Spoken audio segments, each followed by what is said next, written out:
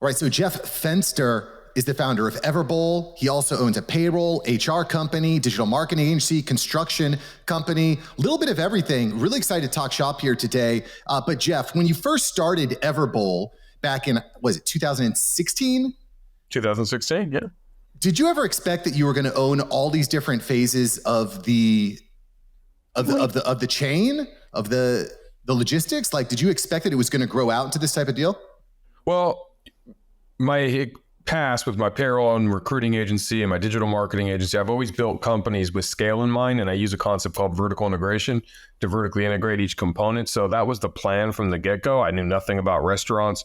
I didn't know how I was going to vertically integrate, but I just knew as I was moving along with a plan of opening hundreds and hundreds of stores that I would have to figure some things out. And so to tell you I knew it was going to be the way it is now, I'd be lying to you, but I knew that I was going to utilize what I love to do, which is create startups and start new companies to solve my problems. And I was going to vertically integrate. I just wasn't sure at the beginning how.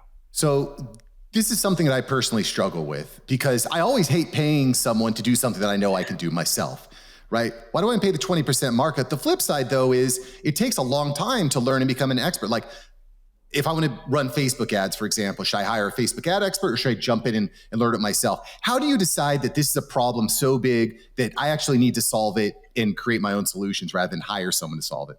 Well, I look at what I do is I identify what the problem is. So for example, with Everbowl, when I built my first restaurant, it cost me just under $300,000 to build. And I was self-funding it, was going to go build 100 of them. So I was like, okay, that's a lot of cash, $30 million I was going to need to build out all these Everbowls. Why are restaurants so expensive? And that was the problem. Restaurants are too expensive. Why? And so I kind of said, okay, let's work backwards. And I came down to the conclusion that restaurants are expensive because general contractors have to make their money and then they have to build these one-off restaurants. So if I'm going to build 100 of the same thing, and for the record, I know nothing about construction. I don't even put Legos together. My kids know if presents don't come pre-assembled, my wife is putting them together. I don't build stuff. I'm the least handy human there is. So like Godzilla, just like I destroy.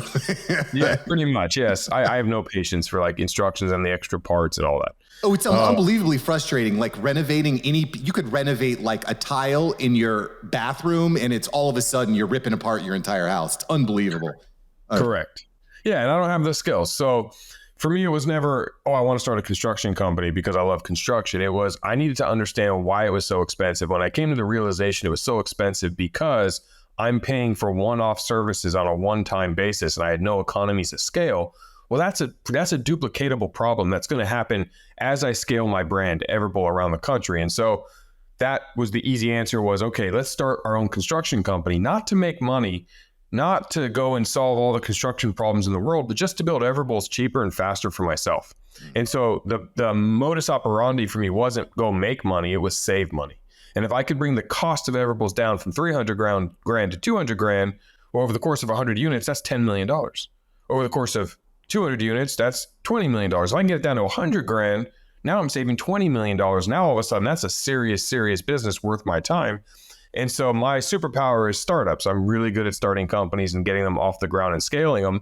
So I figured, okay, this was a great business to start because I already had a built-in customer base myself. So I didn't have to worry about sales. I didn't have to worry about going and competing against other construction companies for jobs and bids and show the lack of experience I had.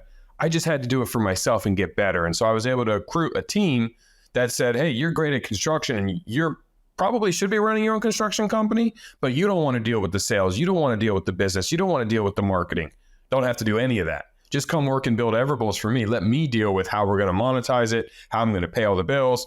I'll handle the business side, you handle the construction side. And so I was able to recruit the guy who built my very first one. His name was Jake, and he came and joined the team and built out what our new company we called WeBuild. And then we started building Everbowls. And then of course, over time, things evolve. And so that turned into a profit center. Now we build not only Everbowl, but we build third-party brick-and-mortar businesses. We partner with Shack, we build Big Chicken, we partner with Drew Brees, we build stretch zones, and we're starting to build all these other concepts and Capriotti's and Wing Zone and Lash Lounge and all these fun things. But that was just a byproduct of, 70 Everbowls later, we could do this. We now have that expertise. We now have a real business. It was never the plan. And so the long-winded answer to your question is, if the problem is something that I can solve with my main business and I don't have to go and find other things to do to make the business viable, That's a good business to vertically integrate. I'm not going to create my own logistics company where I'm putting trucks on the road to ship my product because I don't move enough product. But I am going to import my own acai, my own superfoods because I'm buying enough product. I am going to build my own stores because I'm building enough units. And so those are the problems, how you look at it. So if it's in a different business and you're listening to this, if your problem is big enough that your main business can solve all of the sales and top line revenue that is necessary to make it viable, you should consider vertically integrating your own entity and either learning the craft or hiring the craft and starting your own.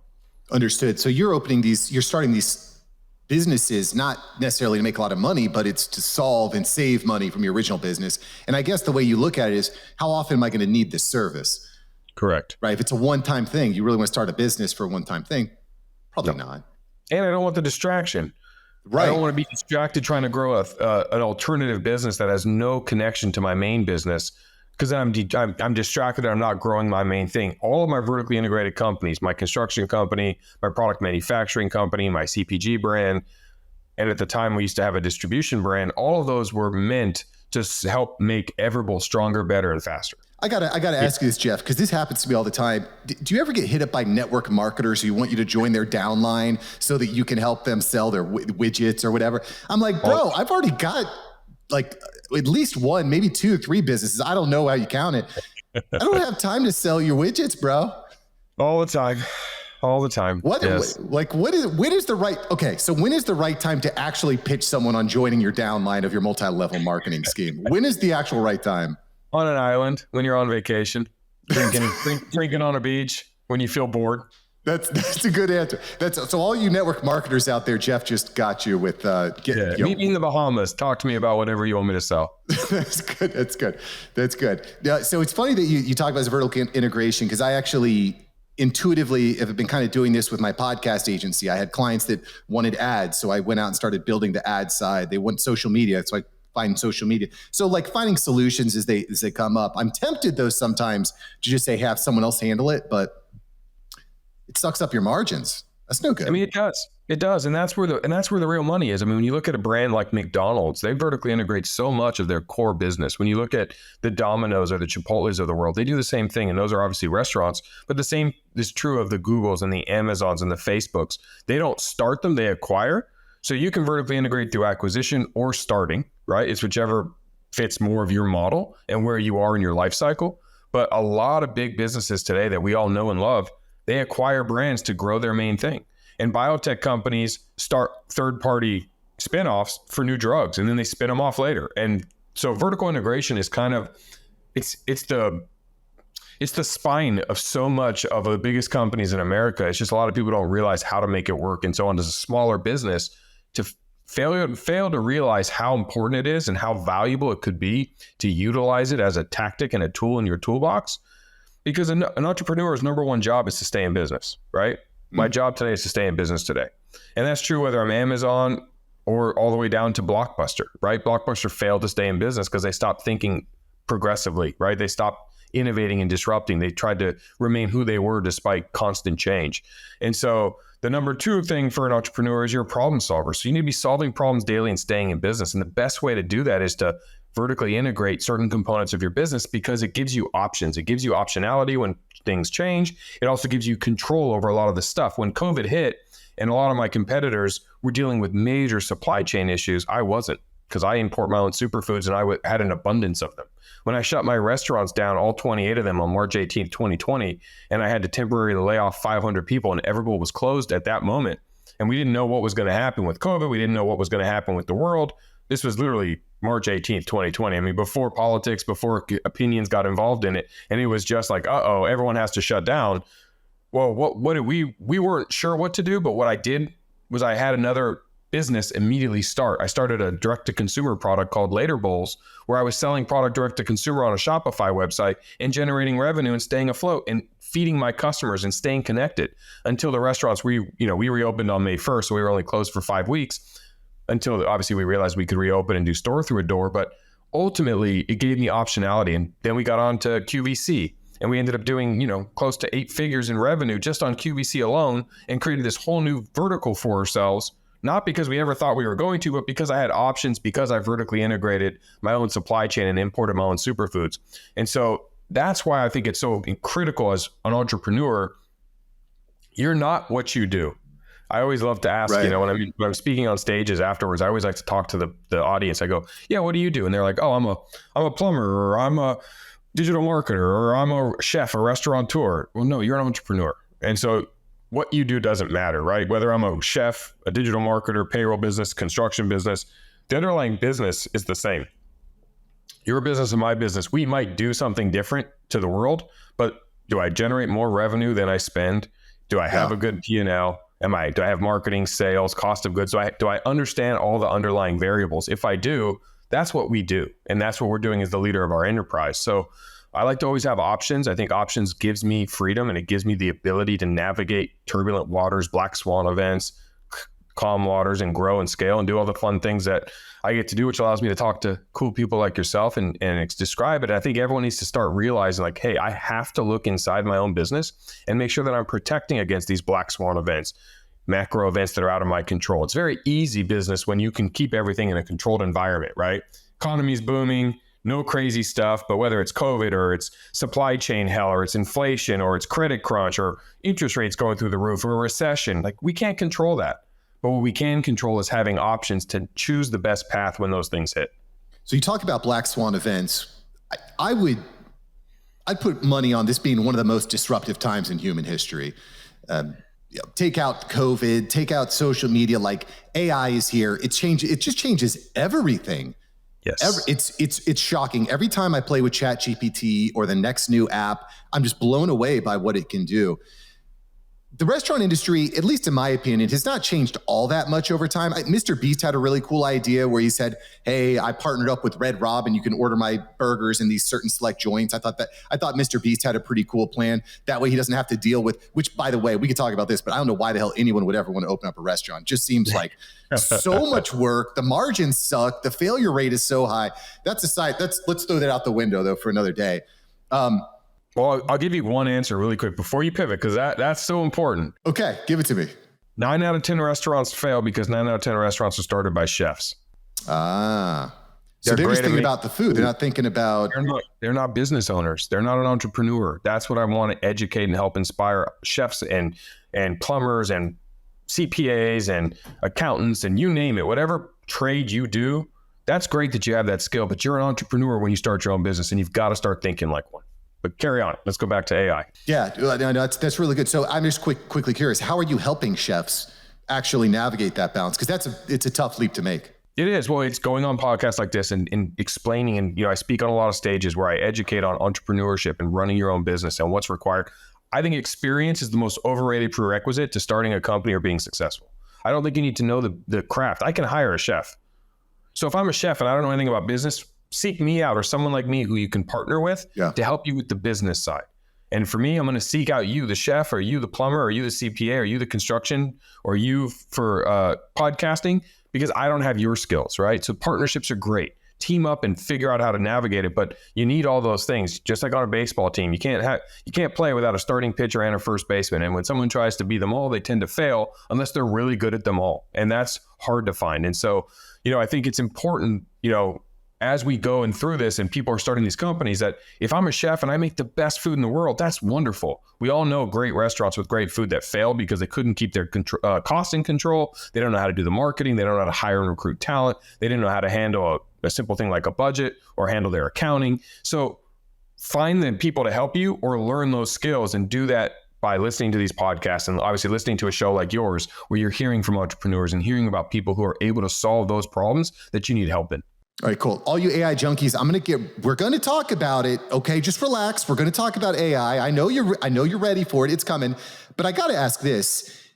You've created all these vertical integrations, right? You've got a bunch of partnerships with people that know more about a particular construction, for example. I hire construction people to work with and partner with.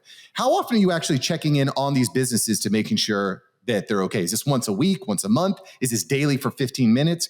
How are you checking in on your different companies? Every day, all day. I'm the CEO of all of them. So it's my job. It's my responsibility. So I usually focus the areas where I'm strong. So obviously top of funnel, business development, sales, the marketing, the face of the brand, the recruiting, that kind of stuff. And I leave the day-to-day in the weeds stuff to the team. I obviously hire and work with great humans that are smarter than I am, better than I am. I have a dream team. We all have a shared culture and a shared vision of core values. And so I rely on them and trust them like they rely on me and trust me. But I'm in my business. I mean, I'm out here in Mississippi. I was meeting with a potential new client for WeBuild today, our construction company.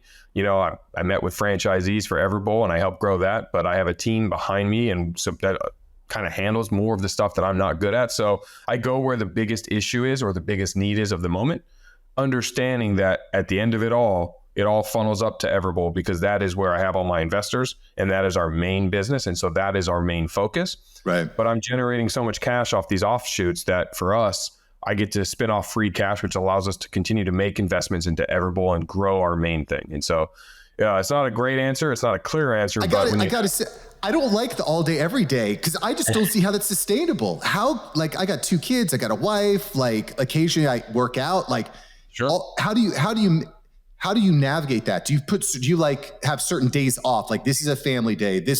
Don't text me between these hours. Like, how do you navigate that? I wish I gave you the best answer, but the truth of the matter is, you know, when you're running multiple 8-figure companies, you just don't have that freedom. I look at my companies like they are children. I have 2 kids too, a 17-year-old and an 11-year-old. My oldest is going to college in the fall, and it's the blessing and a curse. I love what I do. So it's like when I'm playing with one of my daughters, I don't look at the clock and go, sorry, I got to stop now because I have to go to work. And when I'm at work, I don't stop and go, oh, you know, to me, I love doing it all. So it's wherever, same thing like with my companies. When one of my kids or my wife needs me, I'm there, or I want to be with them, I'm there.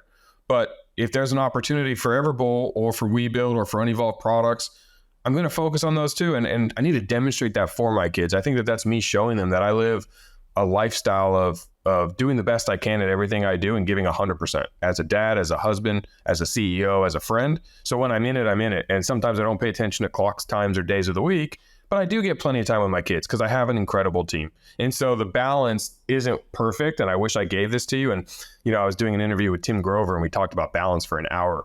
And the truth is there is no balance when in life. There just isn't. You put focus where you need to put focus. So when one of my companies needs me, I'm there. But when things are going good, I get to peel myself away and go spend a lot of family time. I just want to say, I think it's a lot of, you know, it's that the balance is impossible. Life moves through seasons, right? But also making sure that you've got the right communication with the people that are important to you. Correct. You know, when you got with your wife, you know, back in the day, whenever that was, right? When you originally got with her, did she know this is where Jeff wants to go? This is where Jeff wants to take his life? Because that wasn't what it was like for me. Me and my wife had been together for like 8 years, and I'm like, no, longer than that, about 10 years. And then I was like, I'm not going to be an employee anymore. I'm going to build my own damn thing. And so it wasn't just me learning how to be an entrepreneur; it was her learning what that life looks like too. Yeah. No, I never uttered the word entrepreneur. I mean, when me and my wife got together, I was in law school to be a sports agent. I had a job at Lee Steinberg Sports Agency.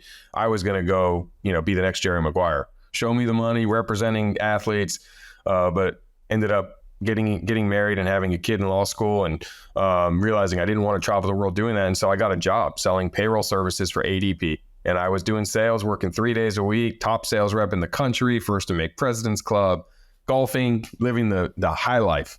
And that's what I thought I was going to be doing forever, because talk about balance, I barely had to work and I was making 6 figures. I mean, this was the dream job. But I got into a fight with the boss and the company over $17,000 because I came out of law school with a $38,000 base pay and a commission. And in 6 months, I made over 6 figures, top rep in the country, and I hit the goal for the year. And once you hit that goal, you're supposed to get a $17,000 base pay and go to 54. And so I went to my boss in January of 2008 and I said, listen, I hit my goal. When do I get the increase in my base pay? And they said, you get it at the end of the fiscal year. So you'll get it in July. The fiscal year ends in June. And I said, no way. I'm not going to spend my life waiting for some arbitrary date to get something I earned. You know, I'm in sales. I hunted, I killed, I ate, you know, feed me. This is what I was meant for, like competing and doing it. And they said, sorry, Jeff, like this is a big company and you'll have to wait for promotions. You'll have to wait for these things. It's done on annual contracts and sometimes 2-year contracts. And I went home and felt like a prisoner. And I told my wife, our fiance at the time, we had just bought a house. And I said, I want to sell this house, quit my job, and move you and our daughter into my parents' house and start my first company selling payroll in 2008. She was probably like, yes. I jokingly say she was my fiance, and so she said yes. Had she known what was involved, looking back, I don't know if she would have been as supportive. But she said yes, and that was kind of it. I quit my job, sold the house, moved the family in with my folks, and out of my mom's kitchen, started my first company simply because I just couldn't work for somebody else. Like you said, it was never me wanting to do it. I just couldn't do it.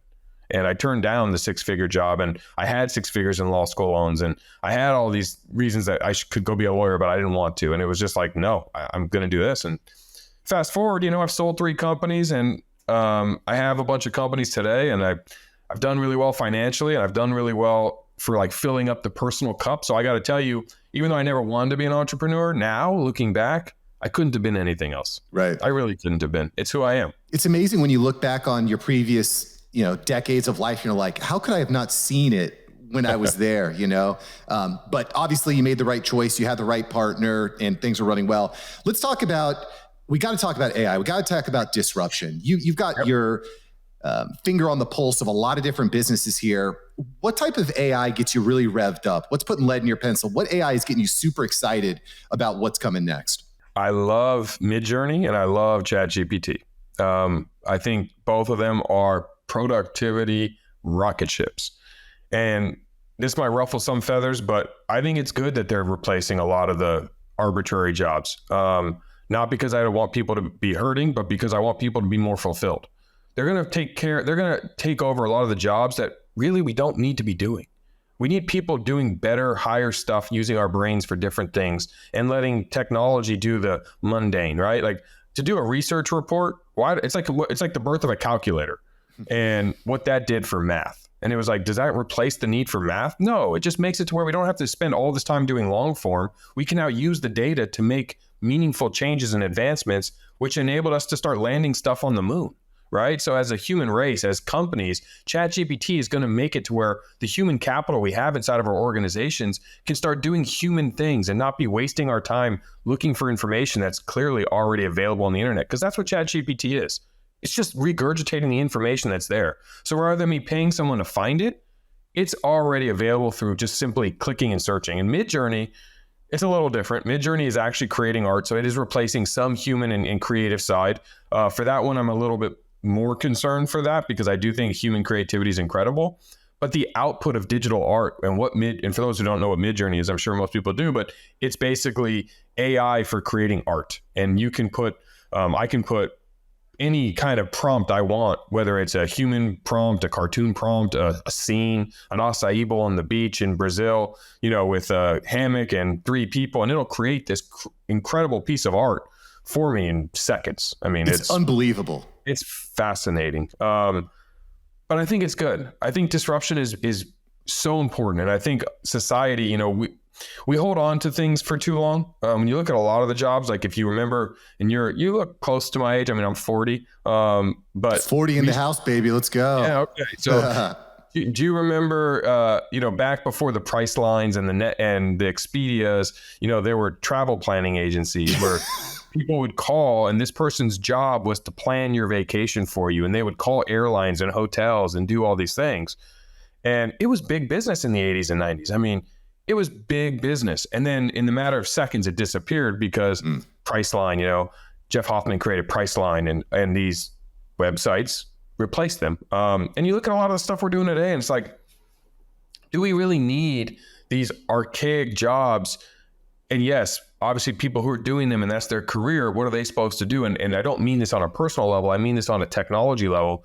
What I mean is now learn those prompts and you'll always have a position and a place. Understanding how to use ChatGPT to make your job better. As an employer, I don't pay someone for their time. I pay someone for their output. So if one of my employees' job was to do something that is now going to be replaced with ChatGPT, and they learn the prompts, and when I need something, they're already figured it out with ChatGPT, they always have a home. Yeah, no, I totally agree there. And I've heard the internet is like the commoditization of information, but AI is different. AI is kind of like the commoditization of influence in a way, and it can influence the actions that we take as humans, which is another topic. I want to know specifically though, Jeff, how are you specifically using ChatGPT? Let's look over, just go into that mental Rolodex. Sure. How have you specifically used ChatGPT? I use ChatGPT in a lot of my companies. So my new podcast, the Jeff Fenster Show, I obviously use it to get some information on my guests. It's amazing. I could put someone's name in there and it'll feed me some data.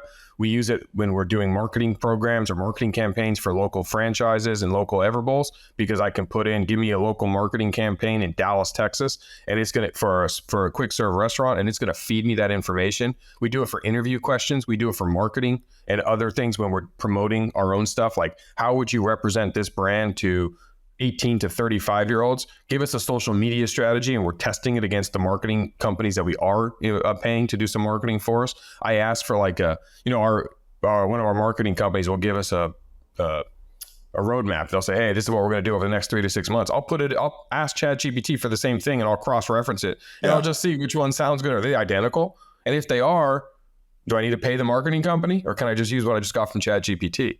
And so, yes, I am using it to save money. I am using it to buy time. It's funny, though, you mentioned the commoditization of influence. The only thing that scares me about ChatGPT and AI, and really it's the only thing that scares me, is it's reducing the credibility of society. And what I mean is, I can create through artificial intelligence your face, your mouth moving, your voice, and words coming out of your mouth that you never said. And I can confuse the world really quickly by capturing your image, your name, likeness, and image, and your voice, and have you saying something completely contrary to what you've ever said.